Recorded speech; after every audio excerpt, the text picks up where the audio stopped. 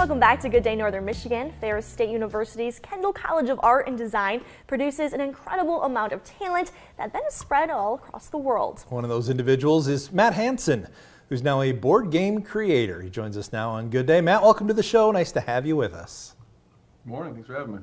Well, you bet. So tell us where you are these days, how you ended up there, and really just how this board game came about. You got quite a story to tell. Yeah, no, as soon as I left Kendall College of Art and Design, I joined up with a great industrial design firm called Process 4, and I've been there ever since. And then about 6 years ago, I started getting into board game design, and really, my experience and skills as an industrial designer lend itself really well to the design process and prototyping, and it's been 6 years and I'm having a blast. And so when it comes to board game design, I guess it's kind of a broad question of what goes into it, but how do you even start with a concept for it?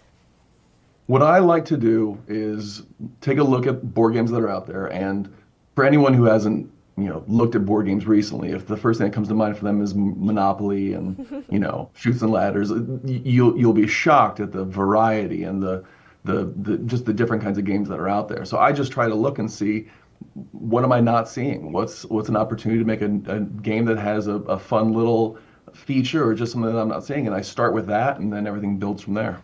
So tell us about the couple of board games that you've created. I know there's one that's going to be released and one that that's already out. Talk to us a little bit about those.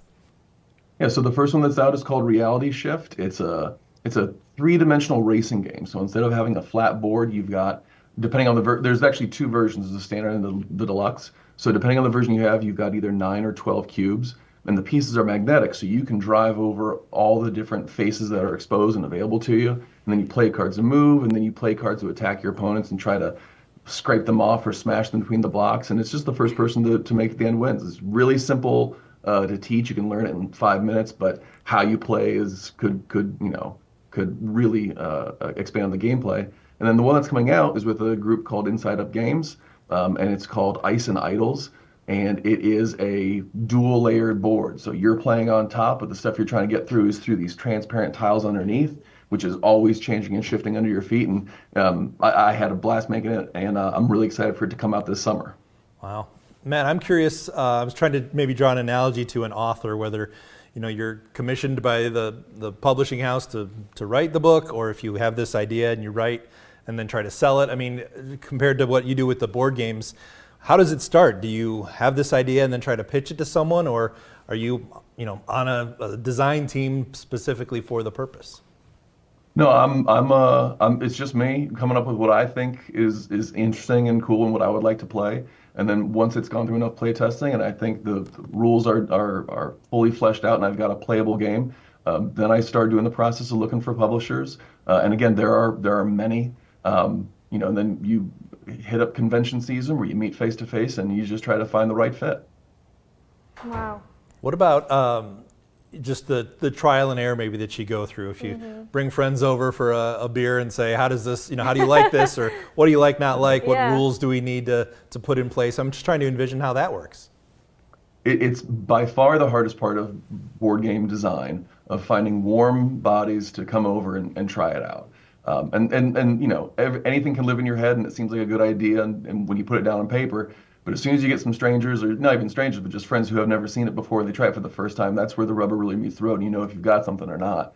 And luckily, there are plenty of events that I found through Facebook and other groups. The most notable one is Protospiel. If it's something that people want to get into, usually there's one either in their city or very close by you can try out, where people come and they buy a ticket, or sometimes they're free to just go and try games that people are developing and designing. And it's great because you can get a dozen play tests in a weekend, which is a lot considering a game can take about an hour to play. And that's like I said, that getting people to play it and really getting that sort of laboratory of testing real people is the hardest part.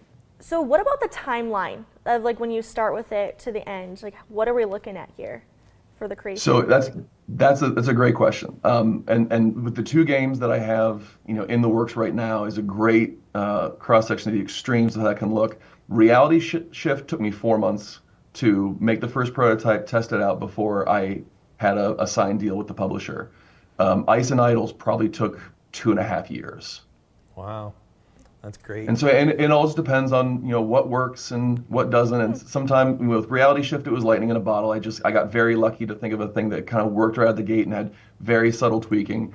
Ice and Idols went through lots of different versions, and I had that dual layered rotating board. I knew that was something special. It's just a matter of figuring out how to make it work. Yeah. We've only That's got amazing. 30 seconds left here, but just real quickly, talk to us about Kendall College and Ferris, and maybe what you learned there that applies, and then real quickly again the names of your two games, so we know what to look for.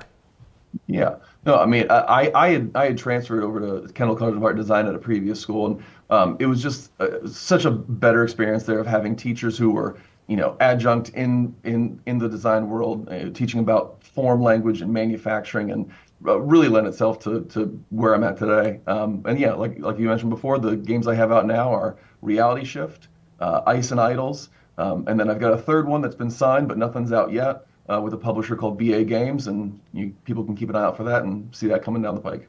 That's awesome. Yay, Well, that's let us so know when that one amazing. comes out. We'll Yeah. bring you back. Maybe we can set it up here and play it during the interview or something. too. Absolutely, So, that'd be awesome. there you go. Matt, Well, thank you so much. Yes, thank you, Matt. And we'll have more information on our website for Matt and his board game design, along with the pictures and images as well. Thanks, Matt.